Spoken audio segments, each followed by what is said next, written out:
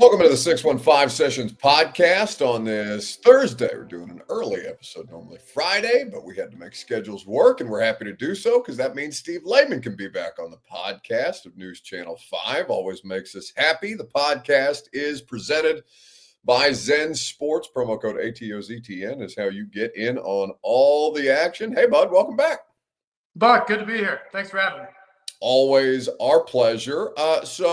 Things are interesting, I guess, as interesting as 2-8 can be. But like yesterday, Steve, you were in the locker room with the rest of us, obviously, and we're working our way around. Hey, at 2-8, does what still matters at this point? And the reality of their situation is there's still a great deal at stake for this franchise. I'm trying to think of the last time I've had you on the podcast, but certainly it has been quite some time, I want to say, at this point. I guess relative to expectation, preseason, how far have they fallen at this point from your perspective? I feel like it depends who you're talking to, Buck, because I think preseason, if we're being honest with ourselves, this wasn't a particularly great roster. They did a lot to upgrade it in the offseason, but we all knew that there were still areas that they hadn't touched, like the right side of the offensive line and some other areas of depth concern. But they did their darndest to try to tell us in the offseason that they did everything, that they had a grand slam offseason, and therefore they were going to be really competitive this year. And I'll be honest, I got into training camp and I heard that so much from them, I started to believe it a little bit myself. I'd heard so much from them that they were so confident that Will Levis could be the guy and that the offseason was such a slam dunk in the moves that they made, and the locker room was so cohesive in the new environment under the coaching staff that I looked at the AFC South and I kind of expected Jacksonville to not be very good. I wasn't sure Indianapolis would take that next step, and I thought, if all that's true, the Titans have the capability to walk into the season and make it look competitive and perhaps give themselves a shot with this backloaded schedule within the division to maybe make a run at like a wild card berth in December. That obviously hasn't happened, which I think is really disappointing. But if you talk to people around the country who cover the NFL, I don't think they're surprised by this at all. Because if you talk to them in August or in July before training camp, they had the Titans roster as a bottom 5 or 6 roster in the league. They had the quarterback situation as a bottom 5 or 6 situation in the league. And those two things obviously make up your entire team. And so I don't think we should be that surprised that the Titans are sitting here at 2-8. Yeah, I had somebody, I get several messages on Twitter on a regular basis regarding my level of tone when I talk about the local professional football team. And I will admit that sometimes I've gone a little harder at them than maybe I should, just as far as professionalism goes. But I think I'm pissed. I think I'm honestly shitty, Steve, that I bought what they were selling. And that's why I'm taking it out on them at this point, because I also, it's interesting. Maybe because, we thought we saw more in Levis than the rest of the NFL consuming public thought. And maybe because, all the boxes in my head, Steve, it made sense that they were checking them. Oh, the guy that worked with Joe Burrow and a bunch of other good quarterbacks. Yeah, go get him for the quarterback who's very raw and toolsy and traitsy. That makes a lot of sense. Okay, the J.C. Latham thing, which, by the way, some things have worked here in what they've tried to put together, but like they have pantsed themselves, Steve, in the way that they were talking about this thing on the front end. I mean, Burke Nihill came on our radio station on the morning show and was talking about how they crushed the Callahan hire. And Brian Callahan may end up being good at this at some point. But right now, like, they're 2-8. Their product is no short of disastrous. And they look like fools for all the upselling that they did in the offseason. I'm not making that specifically about Burke. I'm saying everybody, from ownership on down. I mean, this is an organizational failure. So, we understand where things are right now relative to what our respective expectations were, how much it differed locally from nationally. And I think that with Levis in particular, he still has the opportunity to make this interesting. But something that we were going back and forth on today on the pod I do with Greg Cosell is that Greg's opinion of the offense, or rather analysis of the offense, is, well, yeah, Levis is not doing things at a high level yet, but they're also not giving him a ton of no read or one read throws to make, just to get him completions, get him comfortable, get him into a rhythm. They're calling they're calling Joe Burrow's offense without Joe Burrow.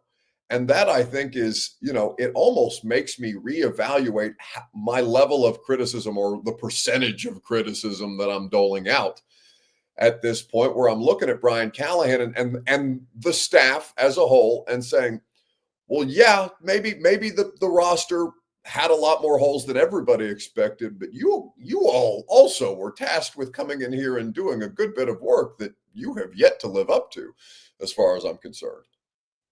Yeah, you just hit on a ton of things there, for sure.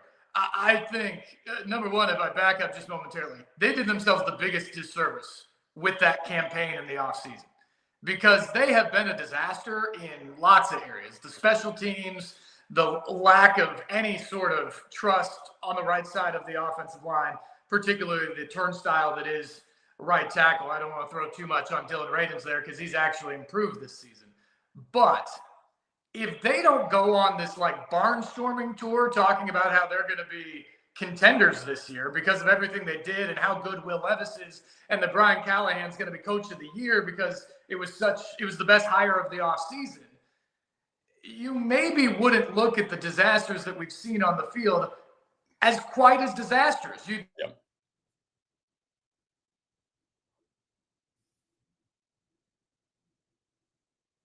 Oh, looks like Steve dropped out there for a second. We'll see if we can get him back into the picture here on the podcast. Yeah, he was right in the middle of a really, really good point. I don't know if he can see us. Perhaps we are working our way back into the picture. But with Steve's point, in the meantime, let me just text him real quick and let him know that his camera went down, because there we go. Welcome back, Steve. So you were in the middle of making a point on the level of upselling that they did and how much worse things feel because of the upselling right now. And I could not agree more with that contention as he drops back out of the picture. We'll see if we can't get this thing. I'll be Steve Lehman. Son of a bitch.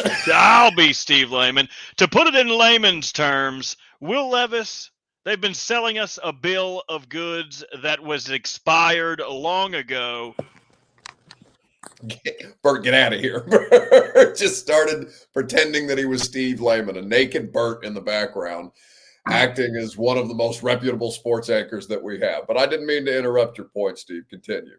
No, it just, if they didn't say everything they did, I don't know if we would judge all the mishaps of this season quite as harshly, because you would have thought, okay, this is a building process and it's going to take a little bit of time. But to your point about Will Levis, I think it's very true. It hasn't been good up to this point. I think there has been some progress in the last couple of weeks, which means the final month plus of this season is going to be huge. If he can somehow take another step or two, maybe win some games that no one's expecting down the stretch, get rid of the catastrophic mistakes, he can put a foot forward that he deserves a chance to be brought back here and be the quarterback next year, and they can focus more on some of the other areas that would make the roster around him better. If we don't see that in the final month of the season, I think then your first and foremost point of the offseason is to find the quarterback that can do the things you're talking about, the multi-reads, complex offense that Brian Callahan ultimately wants to run.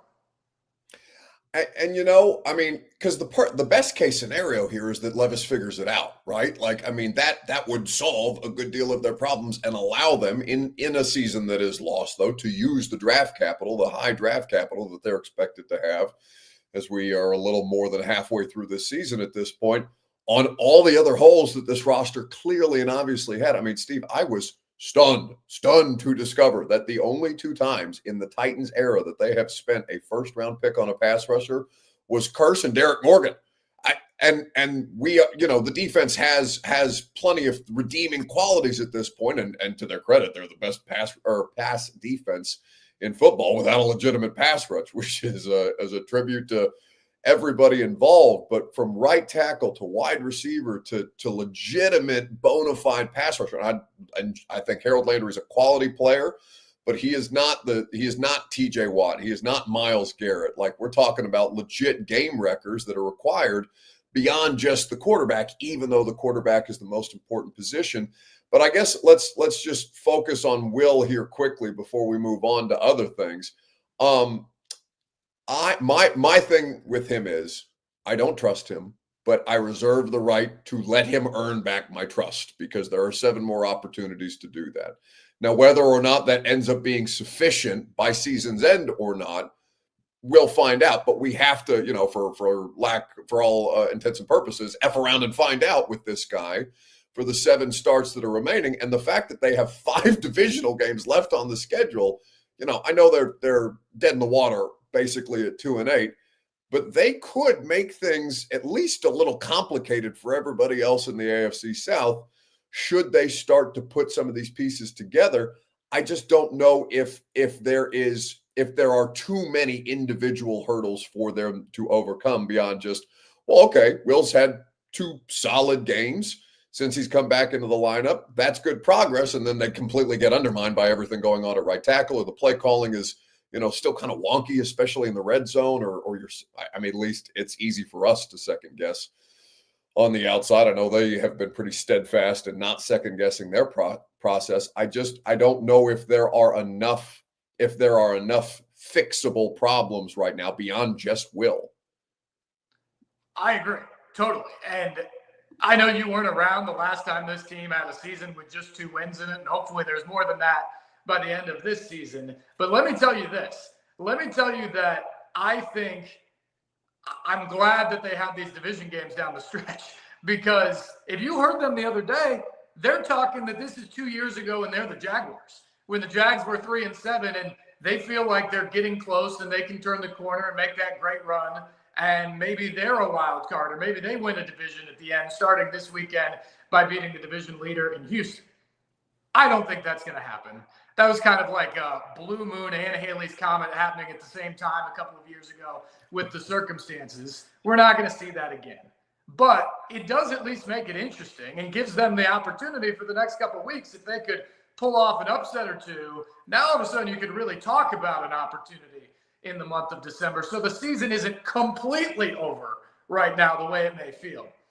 I guess my question back to you when it comes to Levis is, what do you need to see to feel like he's turned the corner at the end of the year? Because I think I have a little bit more trust now, Buck, that he's not going to make, as he joked yesterday to my question, the chest pass or the underarm throw in the game. You obviously can't do that and play quarterback at the NFL level. I don't think we're going to see that the rest of the year for Will Levis. But my concern is the progress I've seen the last couple of weeks, to me, is largely first read type of stuff. It's things where it is there for him. He got the ball out quickly, got it out on time, and he got it out accurately, and that's great. But that's not always going to be there. And as we saw in the 4th quarter the other day, when the Vikings and Brian Flores started to mix up that coverage a little bit more, they showed a lot of pressure, but then they dropped a lot of guys back in coverage. I think what you saw is a little bit more confusion there, not as quick of decisions. You saw more sacks behind this offensive line. And not all of that's on Will, but I'm not sure I've seen enough to think he's going to make that second and third read consistently, do it quick enough to make this offense hum at a high level. So that's where I wonder. I think we'll see progress, but how much progress is necessary? What's the tangible thing you got to see come January 5th or 6th to think he's your guy moving into next year? Well, I think I love the question. I think it's a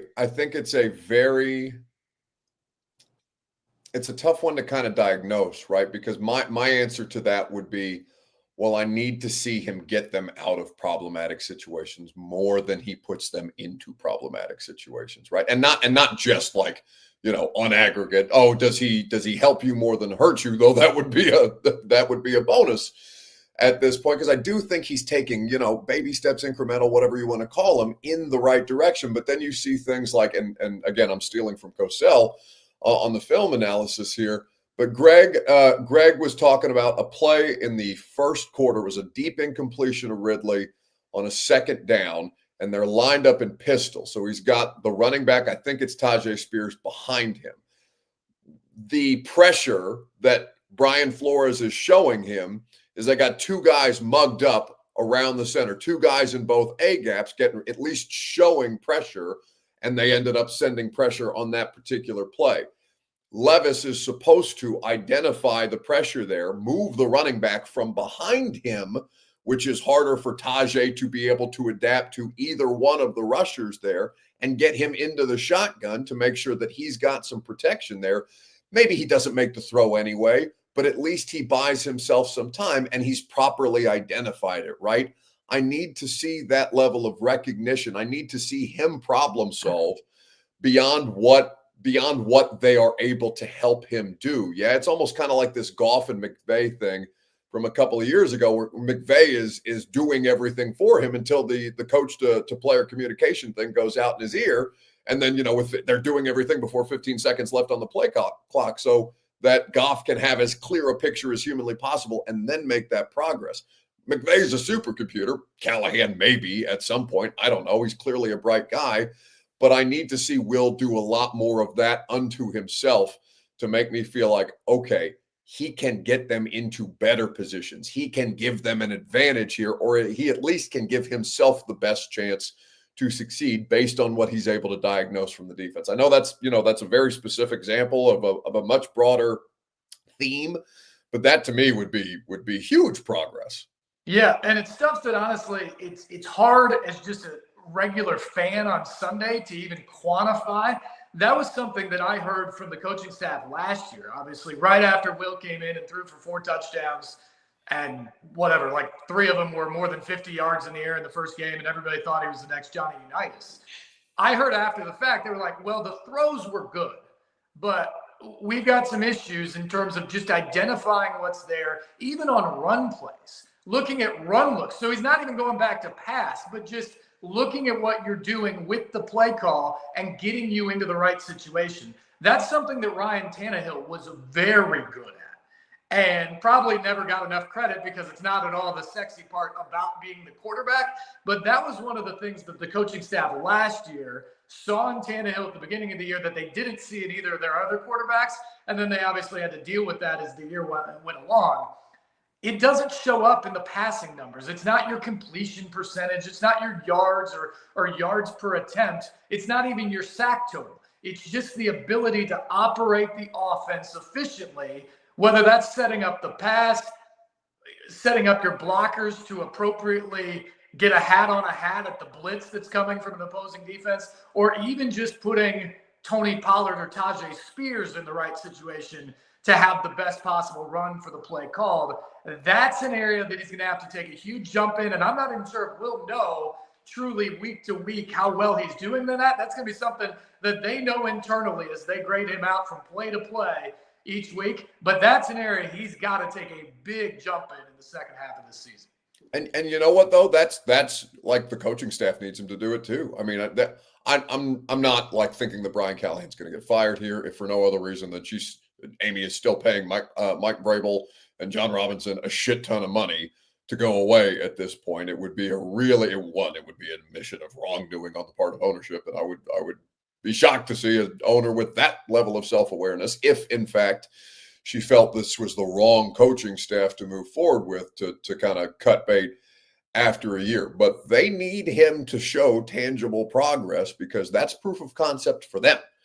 And, I expect there will be some level of change at the end of this year. What that exactly looks like, I don't think any of us can say right now as we head into week 12, whether that's, I feel like it's a little hotter. I feel like it's a lot hotter in the front office right now than it is with the coaching staff for a couple of different reasons. But that assessment, right? That's not something that you can identify in a box score. That's not something that, EPA per play or EPA per drop back or all these advanced metrics will be able to tell you. It will help inform you to an extent based on the performance. But this is, just generally the innate ability to quarterback is something that he has to get better at. And I know that's so broad for so many people, and that can mean a variety of different things, but there's a variety of different things, to your point, that he needs to get done there.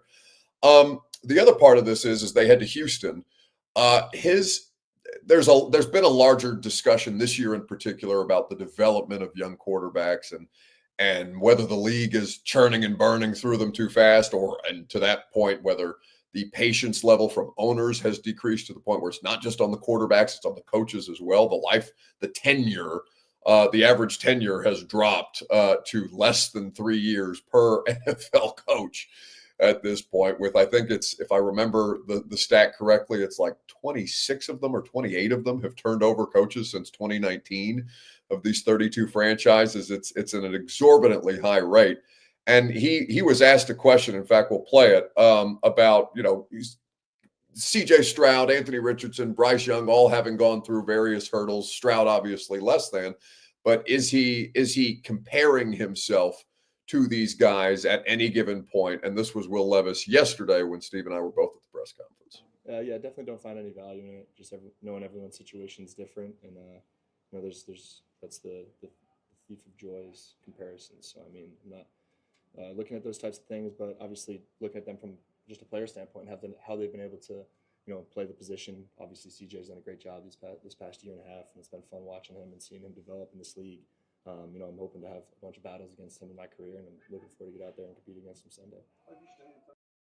I loved that line, just because I love that line anyway. Comparison is the thief of joy. I think that's good context for a great many things in life. But Steve, a step like one of these intangible things that we're seeing improvement from on him is, one, the way that he handles himself, the way that he's way more careful about what he says now here in the last couple of weeks, because it's been easy to nitpick the differences between his quotes and Callahan's quotes on some similar things. And I do think that there is just a level of, I don't know if it's calmness or poise or just kind of like, all right, just settle down. What will be, and we'll move forward this way that we're seeing from him. I just feel and watch me be completely wrong and him have a meltdown in Houston or something like that, but it just feels less chaotic, less frenetic around him, at least when he's out on the field at this point. Yeah, perhaps the shutdown because of the shoulder sprain could be a blessing in disguise, because, Buck, I don't know if you agree with this or not, but I feel like if Will Levis has the greatest fault, it's that he wants it too bad. He's such a competitor. He wants to be, with everything in his soul, a bona fide franchise quarterback in the NFL that can lead his team to wins. And I think what you saw at the beginning of the year was a guy who was trying too hard to be Joe Burrow, or to be the next Peyton Manning, or the next guy that Brian Callahan was going to tutor up to that level. He understood that there were questions about him, and I think he tried to do it himself. And he tried to do the spectacular. And even the best quarterbacks in the NFL all time, yes, there's some spectacular in there, but mostly they make their living by doing the easy and the routine and doing it over and over and over and over again consistently at a winning rate. And Will didn't do that at the beginning of the season. And when the bad things happened, like the play in Chicago that led to surrender Cobra, or the underarm backwards pass in the Jets game, all of that external noise and pressure, I think, started to land on his shoulders even more so. And I think he just pressed more and more and more and more and more.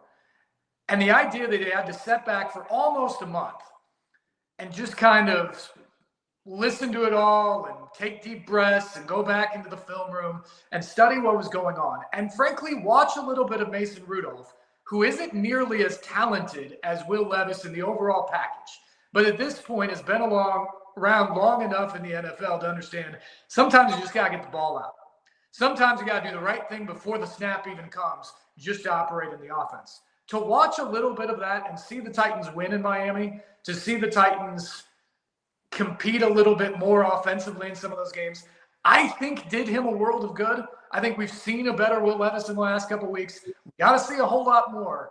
But if he does turn it around in December and into January, and we're having a real conversation at the end of the season about Will Levis being the guy, I think we can point back to him getting away from the comparisons and him getting away from the conversation of being, if he is the franchise quarterback, and just playing the position the way Brian Callahan asked him to play the position as the turning point of this season for at least Will Levis, if not the team. No, you felt that a little bit in the second half. I mean, we had NWI on the radio show today, and I kind of asked him, didn't it just feel like he was getting more comfortable, more relaxed, because he was dealing a little bit in the second half of that Vikings game against a defense that presents a high degree of difficulty for all the different reasons that we talk about. And again, it's a week-to-week basis. I have no idea what to expect in Houston. I have stopped having any level of expectation, really, other than, will the special teams be a disaster this week? It's basically been a disaster every week but last week for the most part, and just kind of surviving and basically surviving through this stretch and seeing what else you can learn about all of these pieces and parts. Because again, it's not he is the most important thing to make work, or he plays the most important position to make work. It's not necessarily about him, but it's about the way that he plays the position. But there are a great many things that they could stand to improve at. And I think that it's just so easy, and myself included, it's so easy to get caught up in one face being the root of all evil for all your problems, be it Todd Downing or Dennis Staley or Will Levis or whichever, public enemy number one in the last couple of seasons you want to assign that blame to, when in reality, that's just football is too intricate and too many moving pieces and parts for it just to be about that one thing, even if he is the most important thing. Yeah, there's too much going on. And when you're 2-8, you're too bad to put it on one person. There's just so many things that go into it. There's some of the games, it has been the special teams that have completely cost them. Some of the games, it's been the defense not getting stops in the red zone. Some of the games, it's been the offensive line not giving them any chance to operate. And if you go back to the first couple of games of the season, it was Will Levis completely turning the tide on the entire team. It goes to everybody, and that includes the head coach and Brian Callahan in the operation of the whole thing and some of the game calling and all that. I think you're right. I think it's a little weird if you're a Titans fan sitting at this point right now, because the track record is that when things go bad around here, someone's head is going to roll. And it is hard to figure that out because they've been so high on the front office and the transition they're making. And they were so high on the head coach and they were so high on the quarterback. It's going to be an extreme move no matter what they do when the season is over, if somebody like that heads roll. And so that'll be interesting. But a year ago at this time, I didn't think Mike Vrabel was getting fired either. And so we've already seen that. A few years ago at this time, I didn't think John Robinson wasn't going to make it through the end of the season when the team was in first place in the AFC South. Amy Adams-Strunk has a track record of saying, when things have gone south and I've lost faith that it can turn back and go in the right direction, I'm going to make a move. The question is whether she will do that so quickly. And I would just say this, Buck, if it's me, I'm not reacting that harshly. I was very much on the record that I'm not sure I would have touched Mike Vrabel, who was an NFL Coach of the Year a couple years ago at the end of last season. I thought the problems were the roster, not the coach. But if you decided that you had to go in this new 2024 world and you have to open up the offense and you have to find the guy who's better for the quarterback and just play a new analytical open style that you think the NFL is today, okay. But understand that wasn't the team you had on the field 12 months ago. And that it probably, despite everything you said in the offseason, wasn't going to flip the switch overnight or in one offseason. And so that's the thing that I would really caution them from making sweeping changes this offseason again, because you haven't really allowed this plan to play itself out with the right personnel. We'll see if the right personnel is ultimately here, but I think you have to give them a little bit longer of a chance than what we've seen through 10 games right now. No, I don't disagree at all. The only thing that I would say to that point is the front office structure, the way that it's set up now, it's kind of allowed for a different level of, I don't want to say disposability, if that's even a word, but you have a different delegation of labor than you've had in years past with the way that you specifically set that up. And I don't know that you wouldn't look at one of those three people who are overseeing the front office structure right now and say, well, that's not sweeping, but that's somebody who told me that they were going to do one thing and it didn't work the way that I thought it would. Again, Sure. just a thought. Sure, I 100% could see that. But if I flip that back, who is the guy? I mean, I thought, as we talked about earlier, that they oversold what they did in the offseason, that they addressed all of their problems when obviously they did not. But when I think about what they had in terms of money and draft picks, what are you really criticizing Rand Carthon for in this offseason, or the front office as a whole in this offseason? I think they did what they could in a massive overhaul of a roster that was built to play one way last year, that now they want to play a different way. It was never realistic that they were going to do it all in one offseason, and I'm hanging my head that I believed them as much that they were able to do it. Yeah, I wish logic and reason often applied to NFL hirings and firings, but rarely is that the case. So we will wait and see. Now, speaking of hirings and firings, did you happen to see this Mike Malarkey interview that's making rounds?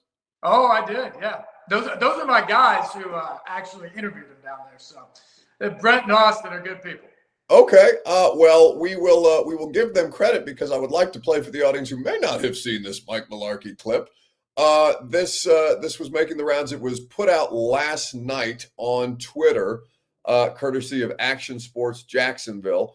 Mike Malarkey, former Titans head coach, former Jags head coach. He's been around quite some time. He's been retired for quite some time at this point. But they were going. I don't really understand what the lead-in for the question was, but it was definitely a discussion about the way things that came to an end with the Titans franchise. This was Mike Malarkey, courtesy of Action Sports Jacks. The best thing I did there at the end, which I can now talk about, was when I got called in that Monday morning after the New England game. I knew they were going to fire me. So Sunday night, I called Ian Rappaport and I said, "Hey, I don't know if you know this, but I'm going to break it to you. But I'm getting a new contract in the morning." And he reported that it was all over the country. I was getting a contract in the morning, knowing that I was going to get fired. But I just wanted to see the faces on the owner and the GM who was out to get me. And I'm pretty sure I got him for a minute or two. That's amazing. That is awesome. That's When I walked in the next morning, there wasn't a whole lot of conversation. It was like, you're done. That's one of the funniest damn things I've ever heard. Now, let me say, I hate that for Rap Sheet. That sucks. That would be really, really tough to deal with, to have somebody just use you to get back at an ownership and a general manager that, in his words, were out to get him.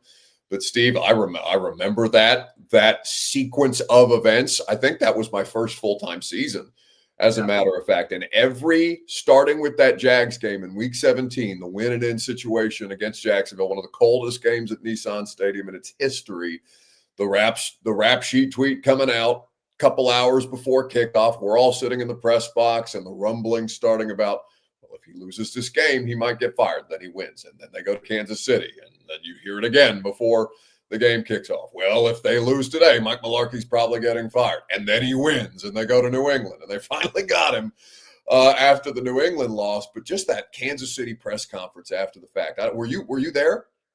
I was not there for that one. I was in New England.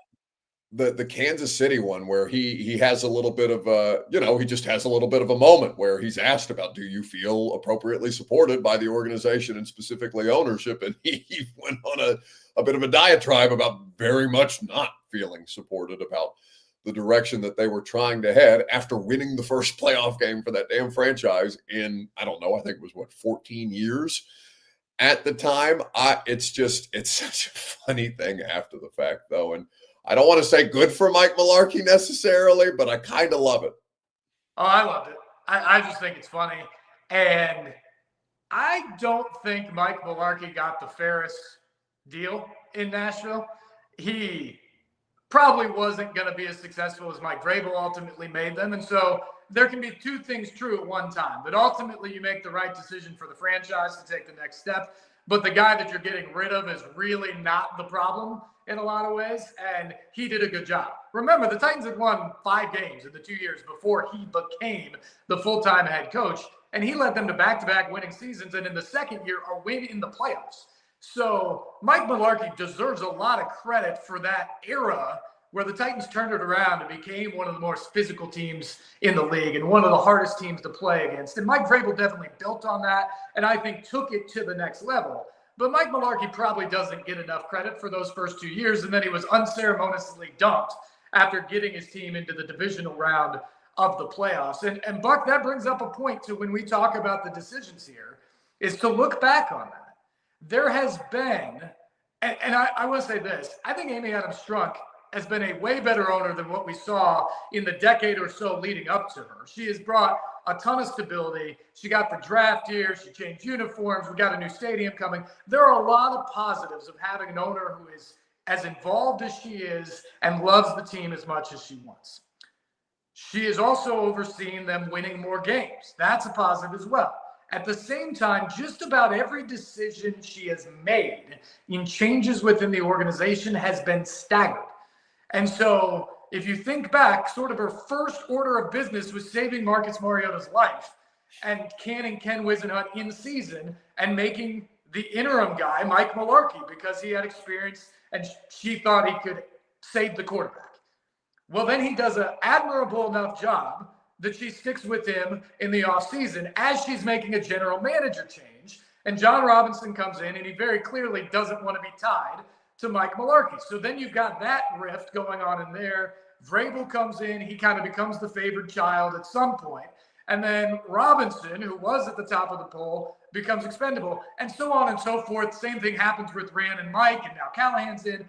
That would be the one thing that I'm a little wary about if I'm a Titans backer, is that too often these decisions have come, and you understand how you get to the point that you want to make a decision, but you're making one move. It's like if they make one move in the front office, what does that actually do? And then who is the guy who's ultimately in charge at the end of that? They've talked so much about collaboration. I'm hoping they finally have 3 or 4 people in the building they feel like are on the same page, and they're going to give them more than 5, 6, 7 months together to do it. But the track record is that doesn't happen very often around here. There's nothing wrong with the word itself. I'm just sick and tired of hearing that damn word. But, that's because collaboration has collaborated all the way to 2-8 and a road date with Houston coming up on Sunday. Steve Lehman, News Channel 5. Are you going to Houston? It'll be JB in Houston, then I will be in Washington the week after, which I would like to remind people, Buck, the last time we were in Washington, you ate like an entire box of chocolate chip cookies, and I'd like to see a repeat performance. You know what? It's not okay. There's some context that's required there. A fan of the show who also happens to work. I can't remember which show he's a fan of. I'm talking in too many places, Steve. Clearly, I'm overexposed on a regular basis. But a fan of the show who works for the commies, the Commanders, left a giant tray because this was the 200 by Super Bowl campaign or whatever the case was at that time. Right. Undermined me, to actively undermine me. I swear to God, it was 200 chocolate chip cookies. I know you had some. Don't lie. I had one. I think TD came in and joined you, but I'm trying to think what it was. I think we did a cookie for every point. Right. So, I'm all for revamping that. The fortunate news for you right now is the Titans can't seem to get above 17 points, so we will limit your intake ever so slightly. And it was 13 on Sunday, baby. Just, not that I'm rooting against you guys out there, but for my own sake, for my waistline and for my jacket, my suit jacket being able to button, I would very much not like to eat 24 cookies or whatever it was last time. Disgusting. A memory that I had forgotten about, but thank you to Steve Lehman of News Channel 5, not just for being here, but for also bringing that up. Buddy, thank you as always for the time. I know it's been too long since we've had you. I know I kept you too long on this Thursday. So always appreciate you stopping by. Happy to be here. Do it anytime. See you, bud.